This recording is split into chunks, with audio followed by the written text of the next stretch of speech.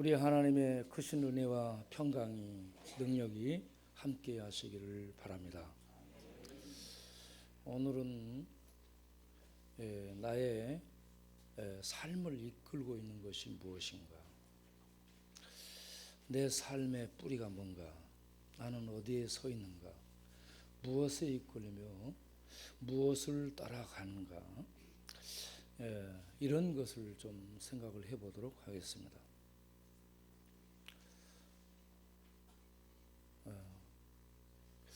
어떤 아이가 학교에서 발표하는 것을 이렇게 봤는데 그게 우리들에게 이 감동이 될 것 같아서 그걸 잠깐 보도록 하겠어요.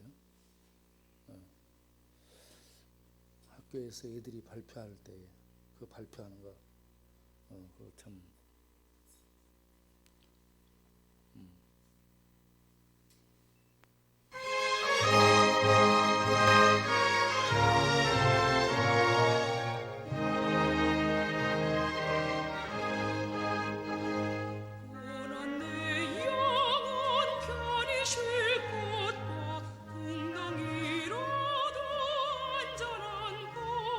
한 아이가 발표를 했습니다. 저는 전주시 47대 종로, 저희 중도 할아버지는 조선시대 예조 판서를 지냈습니다. 저희 할아버지는 지금도 시골에서 교장 선생님으로 있습니다. 저희 아버지는 무역에서 중역입니다. 저는 저희 집안이 너무 자랑스럽습니다.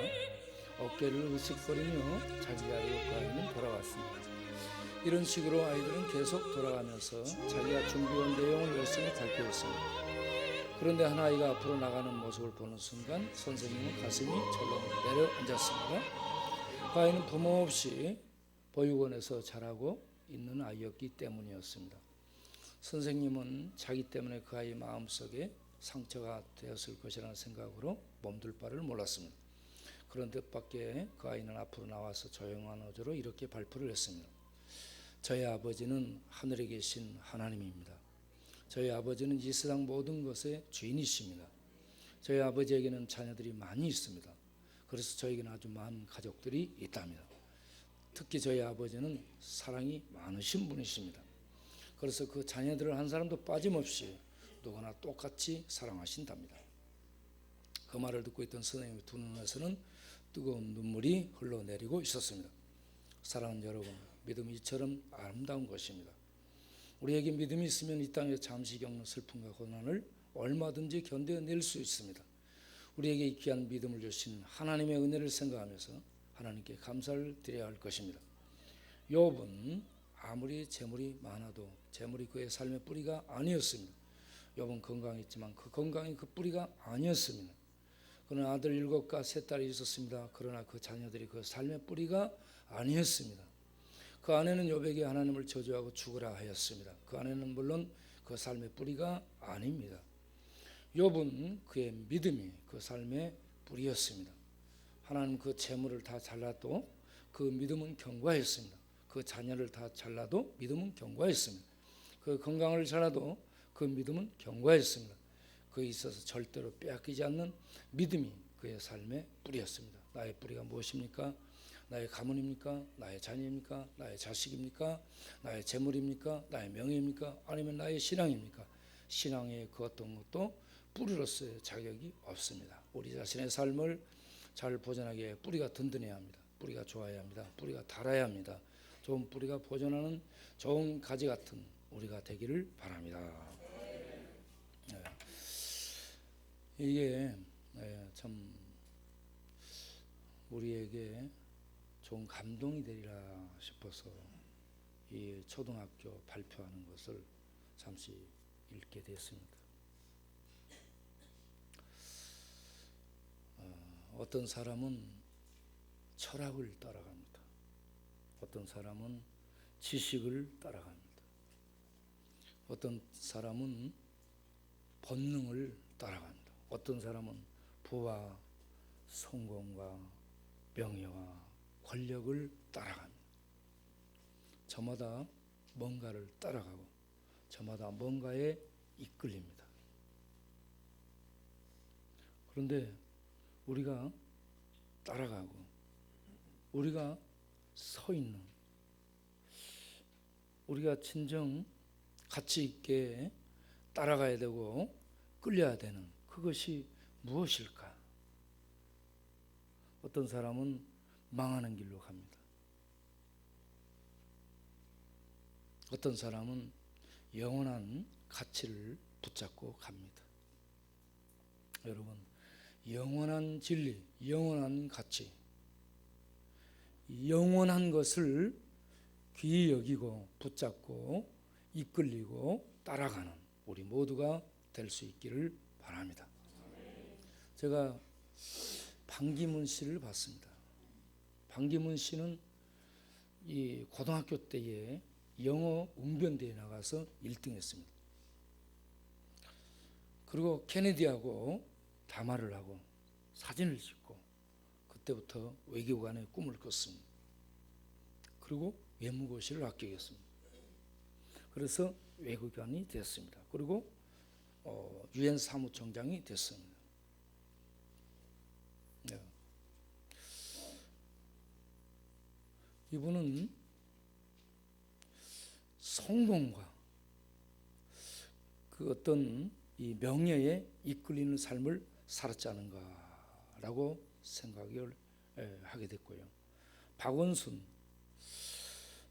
씨도 이 여러 가지 이렇게 준비가 많이 됐어요. 서울대 다니다가 잘라져 가지고 다른 학교를 나와서 사법고시 패스하고, 그리고 미국 가서 하버드대, 영국 가서 옥스퍼드대, 이러한 스펙을 쌓았습니다. 그리고 한국 들어와서 시민 운동을 했습니다. 그렇게 해가지고 시장으로 당선이 됐습니다. 그럼에도 불구하고 그는 동성애를 지지 안 하고 인권이라는 미명 아래 동성애 지지자가 됐습니다. 그가 공부했던 모든 것들과 그가 여기저기서 듣고 본 그러한 이 지식들이 그를 어떻게 이끌고 있는가, 그에게 분별력이 있는가 싶은 생각이 들 때가 많습니다. 그래서 제가 우리 교회에 김영주 국회의원이 왔을 때에 내 박원순 시장을 지지했던 것이 참 후회스럽습니다라고 노골적으로 내가 얘기했습니다. 그는 여기저기 공부했고 지식을 쌓았지만 동성애가 얼마나 악한 것인지, 얼마나 큰 죄인지를 분간할 수 있는 그런 진리적 기초가 없었다는 얘기입니다.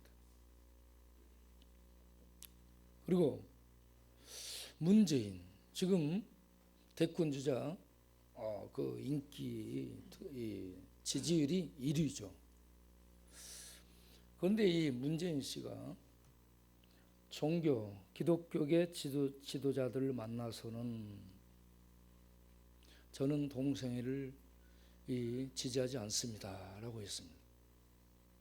그리고 동성애 지지자들을 만나서는 국민적 합의가 이루어지지 않았기 때문에 지금 여러분을 도울 수 없습니다라고 얘기를 했습니다. 그러면서 개인적으로 저는 동성애를 지지합니다라고 했습니다.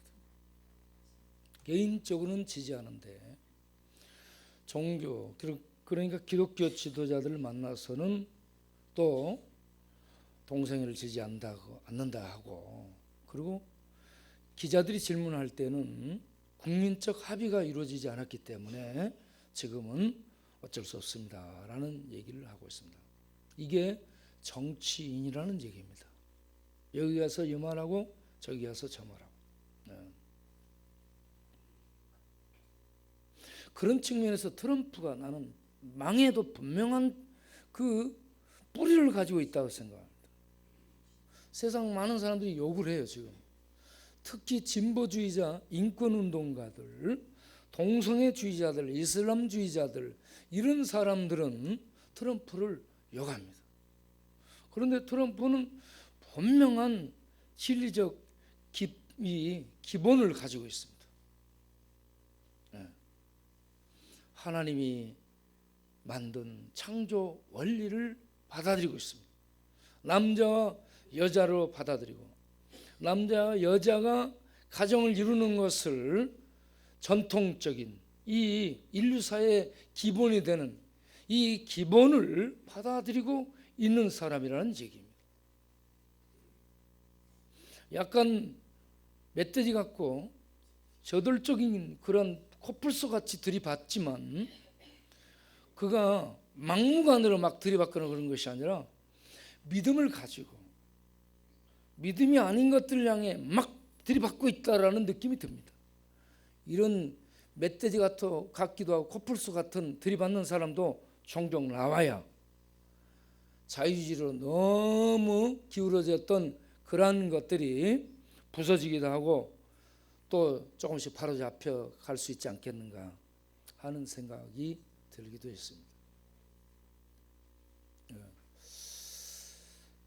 이렇게 요즘 이 많이 매스컴에 해자되고 있는 사람들을 잠깐 살펴보면서 그들의 뿌리, 그들은 무엇 위에 서 있는가, 그들을 이끌고 있는 것은 무엇인가, 그 결과가 어떻게 될까. 니체는 쇼펜하우어 허무주의에 이끌렸었죠. 북한의 김씨 삼부자는 막스의 유물론 사상, 공산주의에 이끌렸습니다. 세계에 유례없는 독재 공산주의를 만들었습니다. 히틀러는 과학적 무신론 진화론에 이끌렸습니다. 스탈린도 공산주의에 이끌렸습니다. 그래서 그들은 이 참 비참한 최후와 파멸을 맞이했습니다. 니체도 미쳐서 죽었습니다. 스탈린은 어떻게 죽은지 아무도 모릅니다. 그 비서조차 그를 모릅니다. 히틀러는 자살했습니다. 권력과 명예와 부와 성공을 추구했던 시대의 이 영웅들, 그들이 정말 비참한 최후를, 부와 명예와 권력을 쥐었음에도 불구하고 그것은 바람처럼 지나갔고, 그들을 지켜주지 못했고, 그들을 구해주지 못했고, 그들에게 행복을 안겨주지 못한 채 그것들은 바람처럼 빠져나가고 말았습니다. 우리는 무엇에 서 있는가? 무엇을 붙잡고 가야 될 것인가? 무엇에 이끌려야 될 것인가? 저는 여러분들이 믿음에 이끌리기를 바랍니다.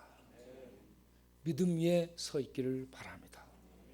믿음을 따라 살기를 바랍니다. 그런데 믿음도 성철처럼 사람들이 만들어 놓은 불상을 믿고 따라가면 망합니다. 살아계신 하나님, 생명의 하나님, 영원한 진리와 반석이 되신 하나님을 믿고 따라가는 사람이 생명을 얻고 영원히 사는 복에 이를 줄을 믿으시기 바랍니다. 영원한 가치, 하나님만이 영원한 진리요, 영원한 가치입니다. 그분의 세계만이 영원합니다. 그래서 하나님을 발견하고 하나님을 믿고 따라가는 사람이 복된 사람인 줄로 믿습니다. 오늘 읽은 출애굽기 2장을 보면 바로 이 당시 이집트의 바로는 신이었습니다. 일반 왕이 아니에요. 일반 대통령이 아닙니다. 일반 국가의 황제가 아닙니다. 그는 신이었습니다. 신의 현현이었습니다. 그에게는 어느 누구도 거부를 할 수 없고 반항할 수 없고 그의 말에 대들 수 없는 이러한 절대적 신권을 가진 그런 신의 현현이었습니다. 이 바로가 이스라엘 백성을 노예 삼고 그들의 산하 제한 정책으로 아들을 낳으면 죽여라 했습니다. 남자아이를 낳으면 전부 나일 강물에 던져 죽여라 했습니다. 이런 엄명이 떨어졌습니다. 그런데 죽여라 하는 그런 상황에 히브리 백성들은 남은 애들을 막 푹푹 낳는 거예요. 아들을 푹푹 낳고 있어요. 그래서 그런 그 압박 속에서도 노예민족 히브리 민족이 기하급수적으로 번식을 하게 된 겁니다. 생육하고 번성하고 중다해서 그의 백성들이 많아지게 되자 바로 왕이 그들 때문에 번민을 하게 됩니다. 그래서 여러 가지 학대 정책을 씁니다. 그러다 최종적으로는 죽이라 해서 지금 죽이게 됩니다. 그런 상황에서 레위지파의 청년 남녀가 결혼을 했습니다. 이렇게 묘사를 하고 있습니다. 본래 그들은 이미 미리암이라는 딸이 14살 되는 딸이 있고 3살 배기 아론이 있습니다. 그럼에도 불구하고 기자는 그들이 마치 이제 결혼한 것처럼 시작을 하고 있습니다.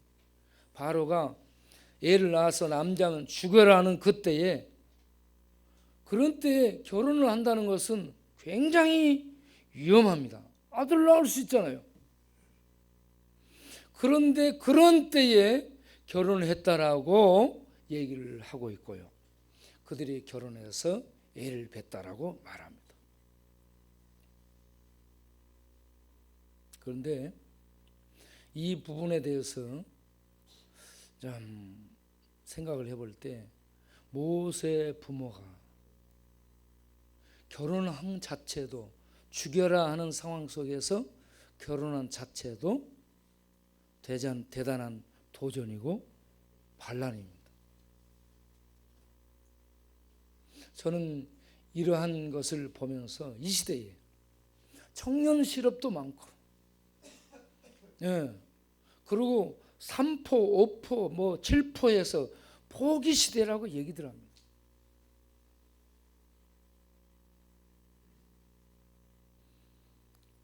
직장을 잡기 힘들고, 결혼해서 애들 낳아서 키우는 것도 힘들고, 그렇든 말았든 결혼을 할 수 있는 믿음을 갖기를 바랍니다. 그리고 애를 낳을 수 있는 믿음을 갖기를 바랍니다. 옛말이 있잖아요. 지 먹을 것 지가 타고 태어난다고. 건뱅이도 뒤로 뒹구는 재주가 있다고. 이 땅에 태어나는 사람은요, 뭔가 하나씩 전부 재능이 있습니다. 다 재능이 있어요. 재능이 없는 사람 봤습니까? 저는 딱 2가지 재능이 있습니다. 하나는 지게질 잘하는 재능, 다른 하나는 애기 잘 보는 재능. 내가 우리 집사람한테 인정받은 건 딱 하나, 애기 잘 보는 거.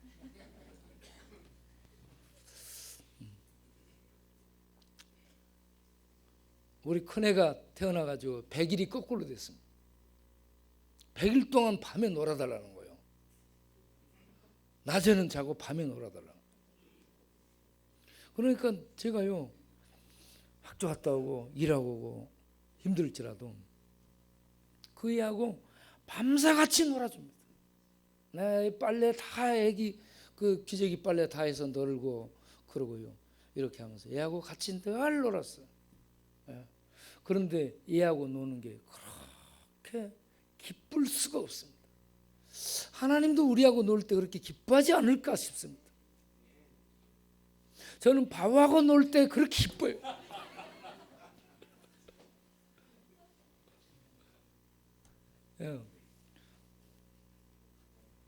바보는 우리의 애기와 같습니다. 아주 이 생각이 없는 애들 있잖아. 죽어가지고 밥솥 속에 들어가서 놀면서 두드리는 애들 있잖아요. 그런 정도 수준이기 때문에 너무 기쁩니다.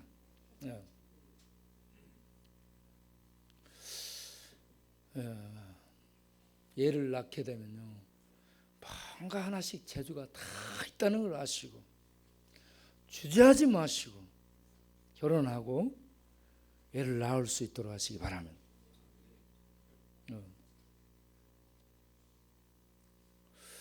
그런데 이 모세가 이렇게 위기 상황에서 태어나게 되었을 때 그 모세 부모가 보고요, 얘가 너무 멋져 보였습니다.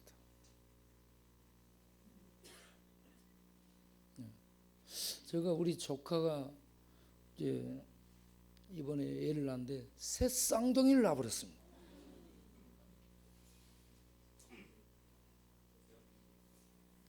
네, 광명에 사는데요, 지금 제가 찾아가 보려는 생각을 하고 있습니다. 다른 사람들은 몇 년에 한 번씩 수가고 나야 될 것을 한꺼번에 일을 처리해버렸어요. 얼마나 복이 있는지. 우리 청년들에게 쌍둥이 낳는 은혜가 있길 바랍니다.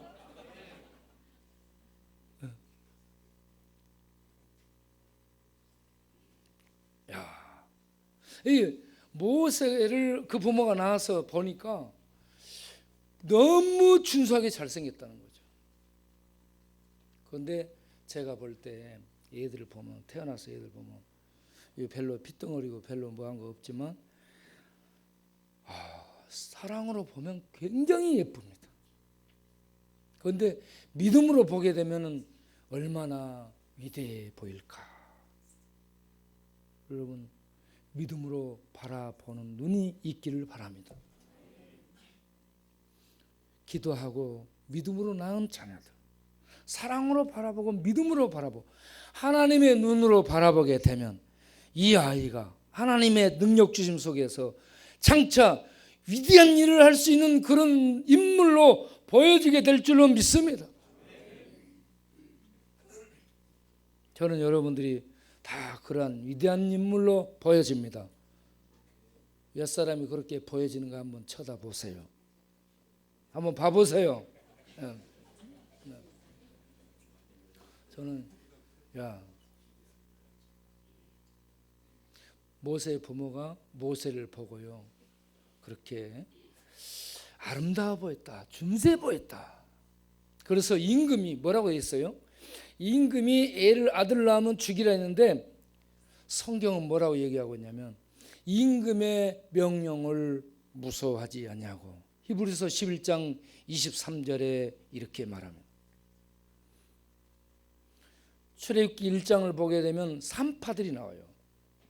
부하라하고 십부라라는 이 산파들,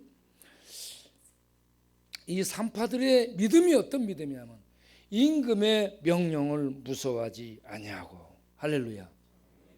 모세 부모를 표현하기를 임금의 명령을 무서워 아니하고, 이렇게 임금의 명령을 무서워하지 아니한 부모 밑에 자란 모세 역시 히브리서 11장 24절에 그가 믿음으로 자라서 바로의 공주의 아들이라는 일컬음 받는 것을 거절하고 도리어 하나님 백성과 함께 고난받기를, 잠시 죄악은 악을 누리는 것보다 더 좋아하고 그리스도에 의해서 받는 능력을 애굽의 모든 부하보다 더 큰 재물로 여기고 믿음으로 애굽을 떠나며 임금의 명령을, 임금의 노함을 무서워하지 아니하였으며, 히브리서 11장 26절에 그렇게 얘기를 하고 있습니다.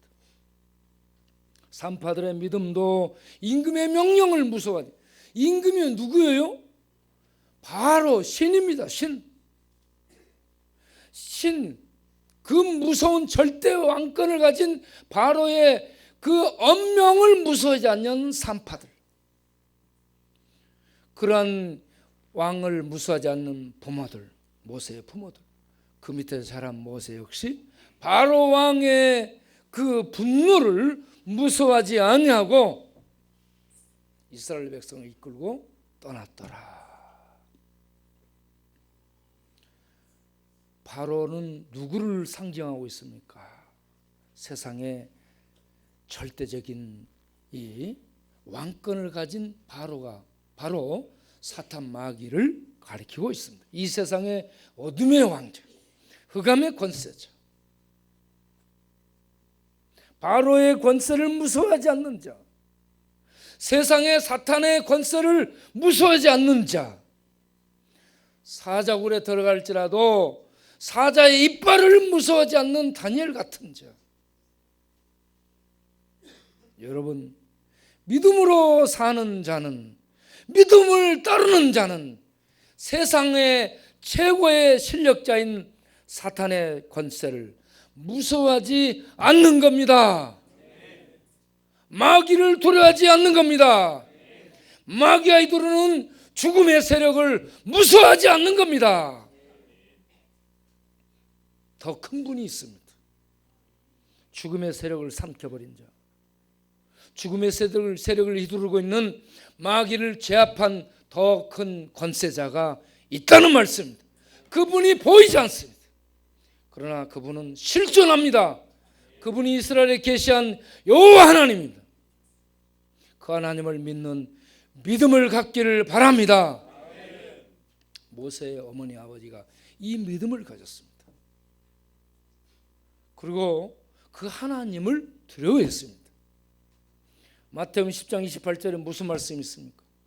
사람의 몸을 죽이는 자를 두려워하지 말고 몸과 영혼을 능히 지옥에 멸하는 하나님을 두려워하라. 이 땅의 실력자가 바로 같은 자 사탄 마귀입니다. 몸을 죽입니다. 나일강에 몸을 죽입니다. 하숫가에 던져 죽입니다. 그러나 몸과 영혼을 능히 멸하는 자가 있습니다. 그런 몸을 죽일 수 있을지 모르지만 영혼은 손대지를 못합니다. 그러나 몸과 영혼을 능히 처단하는 분, 절대 권력자가 하나님입니다. 여호와 하나님이에요. 그래서 이 하나님을 정령 두려워할 수 있는 믿음을 우리들이 갖기를 바랍니다. 그리고 이분이 이 모든 만물을 만드셨으며 이 모든 만물을 경영하시며 이 모든 만물을 그분의 뜻대로 이끌어 가시는 주인이라는 사실을 또한 아시기 바랍니다. 그래서 모세 부모는 이 아이가 태어났을 때 석 달을 숨겨두고요. 그러는 사이에 그 부부가 저는 매일 얼마나 간절히 기도했을까. 하나님, 이 아이를 어떠합니까? 바로가 이 아이를 발견하면 죽습니다. 바로가 이 아이를 발견하면 애만 죽어요? 그 부모까지 전부 죽어요. 하나님, 어떻게 합니까? 이 아이를 어떻게 합니까? 얼마나 그 아이를 놓고 간절히 기도했겠습니까? 그리고 그러한 상황 속에 하나님의 감동 따라 석 달 지나고 나서 애 울음소리가 커지니까 더 이상 이제 숨길 수 없구나 싶어서 갈 상자를 만듭니다. 갈대 파피루스로 상자를 만들고 그 안에다가 역청을 바르고 나무 찐을 바릅니다. 앞뒤로 발랐으리라고 봅니다. 이거는 배가 아니에요. 방주입니다. 노아가 만들었던 방주도 그렇습니다. 배는 앞으로 나아가는 이 뒤로 가는 이건 추진력이 있습니다. 방주는 뭐요? 떠 있습니다. 그냥 떠서 있습니다. 물에 떠 있는 상태. 이게 방주의 역할입니다. 갈상자를 만들었습니다. 배 모양으로 만든 게 아니에요. 상자로 만들었습니다. 방주의 축소판입니다. 그렇게 해서 아이를 그 속에 담았습니다. 그리고 라헬강 하수에 띄우지 않았어요. 그 면밀한 살핌이 있었습니다. 바로의 공주가 바로의 무남동녀예요. 얼마나 이뻤겠습니까? 무남동녀입니다. 그 무남동녀가 결혼했지만 애가 없어요. 애가 없기 때문에 라헬강에 와서 모욕하면 애가 생긴다는 것을 알고 그 궁중에 좋은 목욕탕 놔두고 하숫가에 목욕하러 나옵니다. 애를 얻기 위해서 나일강 신에 이렇게 애를 점지해 주기를 바라면서 목욕하러 나와요. 이걸 그 부모가 다 스케치를 했습니다. 굉장히 주도 면밀합니다. 그래가지고 애를 띄우지 않고 상자에 넣어서 그 목욕하러 나오는 입구 근방에 갈대 사이에다가 놔둡니다. 떠내려가지 않습니다. 그래놓고 15살 가까이 된 큰딸 미리암한테, 야, 네가 잘 보고 있어. 그리고 딸이 나오면 그때 어떻게 하는가 봐. 그러면서 이 부모들이 하나님께 기도하고 쭉 갈대의 상자에 담은 아들을, 죽음이 지배하고 있는 그 시대에 나일강 갈대숲 사이에 딱 놨습니다. 하나님, 이 아이를 하나님 손에 맡깁니다. 그렇게 기도 안 했겠습니까? 그렇게 기도했겠죠. 하나님 손에 맡긴 거예요. 그런데 그때 바로의 딸이 모욕하러 나왔어요. 시녀들 데리고. 시녀들이 이 경호원 비슷한 그런 이 시녀들입니다. 시녀들은 왔다 갔다 하다가 애가 울게 됩니다. 그 바로의 딸이 발견해요. 애 울음소리가 나네. 저 상자에서 나는 것 같은데, 야, 너 가서 건져와봐. 해가지고 상자 건져오니까 딱 열었어요. 열면서 뭐라고 해요? 히브리인의 아이로다. 노예 민족입니다. 히브리인의 아이입니다. 그러면 이거 어때요? 아버지가 명령을 내린 거예요. 히브리 민족의 아이를 죽여라 했기 때문에 죽여야 되거든요. 던져야 됩니다. 야, 갖다 버려 해야 되는데, 그 아이를 보고요, 바로의 공주가 뭐라고 해요? 6절을 보세요. 출애굽기 2장 6절에 열고 그 아이를 보니 아이가 우는지라. 아이가 입을 열고 울어요. 응아, 응아, 응아. 애가 막 울어요. 애가.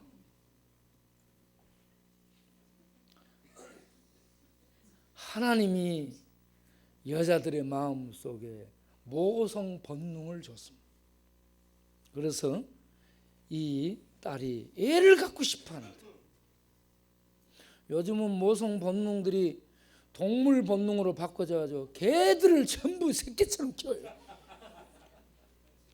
개나 고양이, 심지어는 호랑이, 사자도 키우대.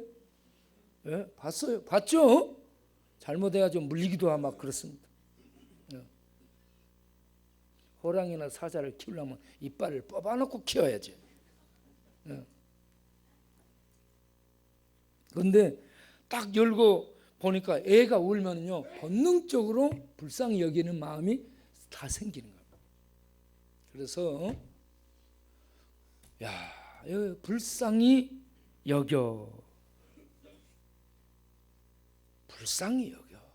할렐루야. 우리에게 이 하나님의 사랑은 불쌍히 여김으로 나타난 줄 믿으시기 바랍니다. 우리를요, 죄인을 불쌍히 여깁니다. 불쌍히. 우리가 노숙인들을 향해서도 이 불쌍히 여기는 마음을 갖기를 바랍니다. 중독자들을 향해서도 불쌍히 여기는 마음을 갖기를 바랍니다. 전과자들을 향해서도 불쌍히 여기는 마음을 갖게 되기를 바랍니다. 주님은 세리와 창기를 불쌍히 여기는 마음으로 그 속에 들어갔습니다. 바리새인들은 율법을 가지고 정죄하며 멀리했어요. 신앙적 지식과 율법과 경건이 자기네들을 구별시키는 것으로 작용이 됐지, 하나님의 자비의 그 사랑이 그 지식 속에 녹아들지를 못한 채 그들을 발걸음을 묶어놓는 그러한 헛된 철학으로 전락하고 말았다는 겁니다. 예수님은 하나님의 본마음을 가지고 오신 하나님입니다. 하나님의 본마음이 사랑이고 긍휼이고 불쌍히 여기는 겁니다. 종교를 많이 이 신앙생활을 오래 했다, 종교생활을 오래 했다 사람들 그러는데, 신앙생활 오래 하면 이 하나님의 자비와 긍휼이 풍성해지고 커져야 됩니다. 그래서 탕자가 기댈 수 있어야 되고 세리와 창기를 품을 수 있어야 됩니다. 이것을 사랑이라고 하죠. 그런데 이 바로의 딸이 불쌍히 여겼습니다. 이 불쌍히 여기는 마음을 하나님이 그때 주셨으리라고 봅니다. 할렐루야. 보세요. 분명하게 정리를 하죠. 6절에 열고 그 아이를 보니 아이가 우는지라 그가 불쌍히 여기 가로되 이는 히브리 사람의 애기로다. 히브리 애라고 분명하게 소속을 알고 있습니다. 근데요, 여기에서 영화처럼 재미있는 부분이 나오는데 모세 부모의 모세의 그 누나 미리암이라고 이름도 잘 지었어요. 미리 안다 이거죠. 미리암이 딱 그거 보고 있어요. 미리암이. 그래가지고 공주가 바로의 딸이 얘 히브리인의 아이인데 어떻게 하지? 그러고 있을 때 얘가 바로 등장하잖아요. 그렇게 될 걸 알고. 그래가지고 바로의 딸에게 7절에 보세요.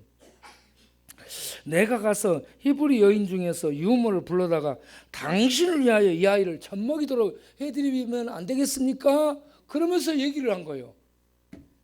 그런데 이때에 바로의 딸이 야, 넌 뭐야? 이 조그만 게 어디서 까불어? 여러분 지금 바로의 공주한테 누가 말을 붙일 수 있는 위치예요 지금? 말을 아무도 못 붙여요. 그 위세야, 그 권력. 대단하잖아요. 말을 못 붙입니다 지금. 최순실도 여러분 최순실 만나본 사람 있어요? 나는 최순실이 누군지도 몰랐어요. 가령 이 양반은 청와대를 무비자로 드나든 사람이잖아요. 우리가 청와대 가려면 어때요? 미리 발권을 발급받아야 됩니다. 미리 다 못하고 한 칸, 두 칸, 세 칸. 저도 청와대 가봤는데요. 얼마나 많은 이런저런 것들을 거쳐가지고 이렇게 들어갑니다. 다 이거 뭐 해가지고.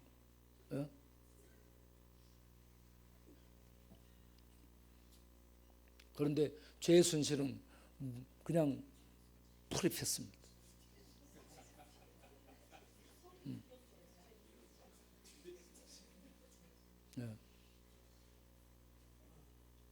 그건 왜 그러면 최근에가 그렇게 했기 때문에 그렇습니다.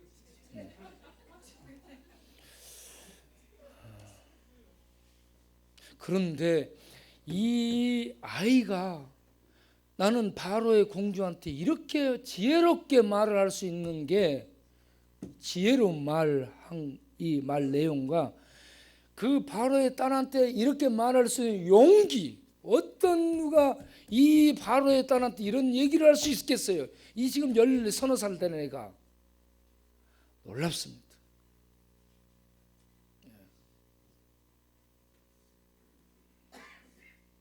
이렇게 또 얘기하니까 바로의 딸 공주가요 뭐라고 얘기하면 그래 하고 거기에 다 이렇게 동의를 해요. 가서 그렇게 해라 그러면 그렇게 합니다. 그러니까 그 미리암이 가서 모세 엄마를 불러와요.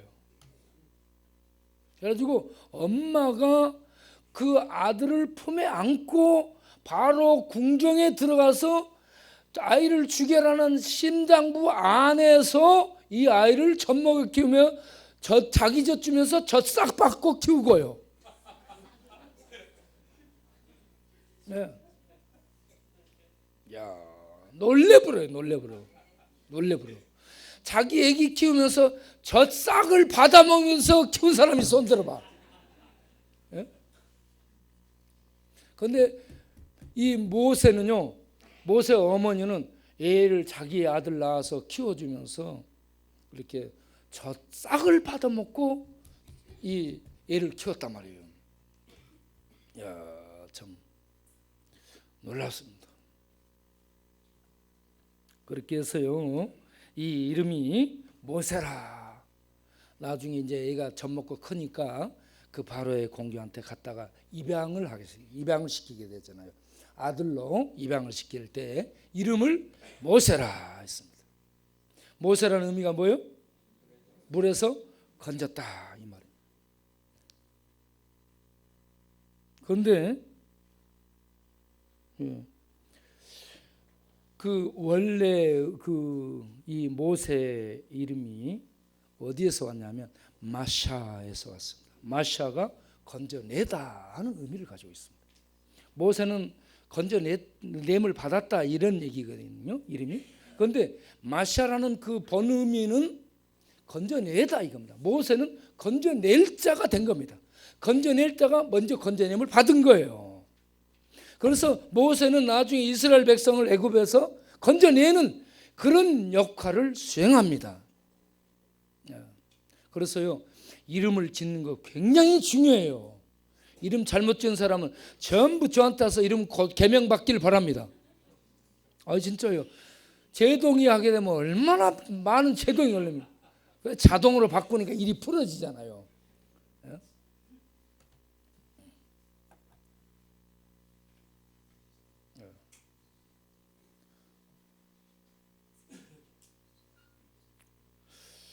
이렇게 좀 아브라함도 아브라함이라고 바꿔주고,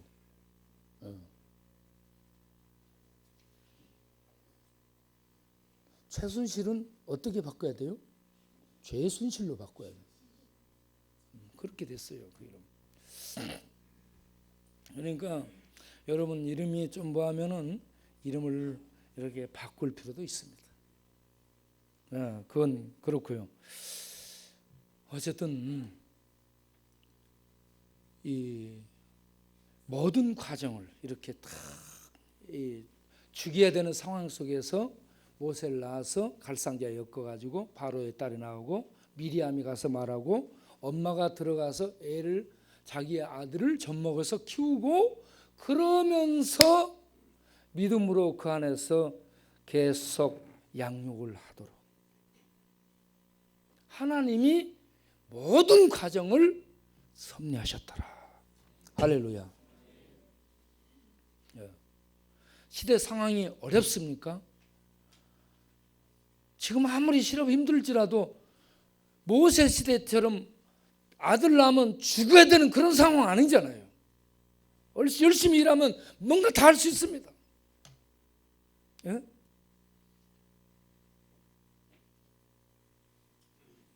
믿음을 가지시고 기도하는 성도님들 되시기 바랍니다. 그러면 로마서 8장 28절 말씀처럼 인도함을 받습니다. 로마서 8장 28절에 무슨 말씀이 있어요? 하나님을 사랑하는 자,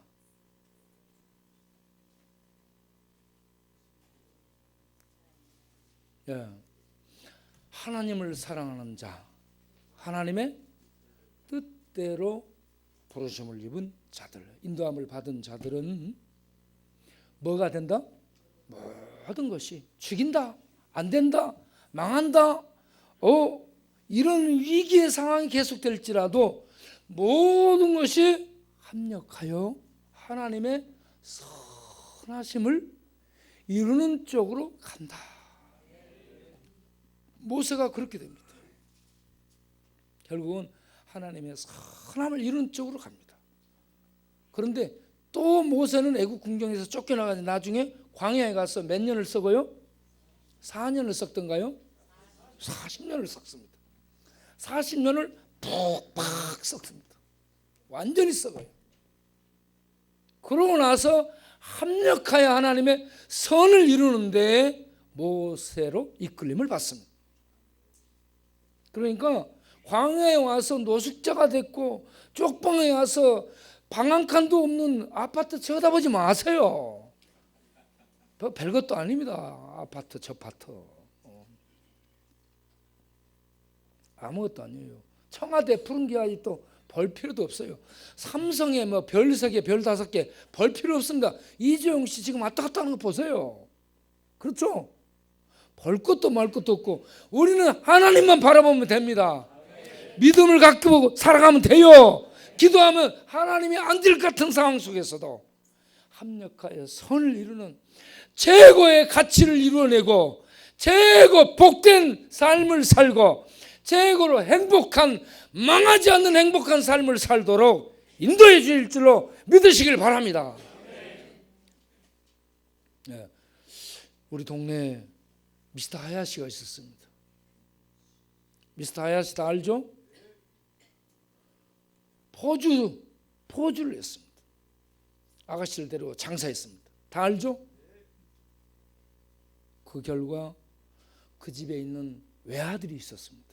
고등학교 때 여행 갔다 와서 그 갔다 오는 길에 애들하고 서로 장난하다가, 옛날에는 기차 간에 맞물리는 공간이 있었어요. 거기서 밀어버려가지고 밑으로 떨어져가지고 달리는 기차 밑에 깔려서 죽었습니다.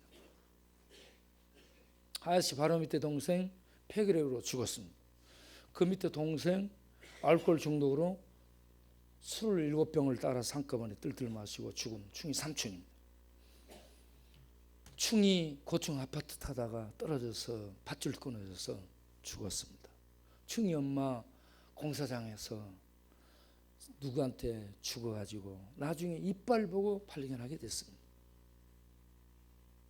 제가 보니까 믿음으로 살지 않고 세상 부귀 명예 쾌락 이런 걸 따라가는 그 집이 전부 무너지고 파멸에 이르게 되는 걸 봅니다. 여러분 보이지 않지만 보이지 않는 하나님을 믿음으로 보시고 믿음으로 따라가시고 망한 것과 어려운 것 같아도 믿음 위에 서서 기도하며 하나님의 선하신 인도를 받기를 갈망하면서 가는 믿음의 사람들 되시기 바랍니다. 그게 성공이고 최고로 잘 사는 겁니다. 기도하겠습니다.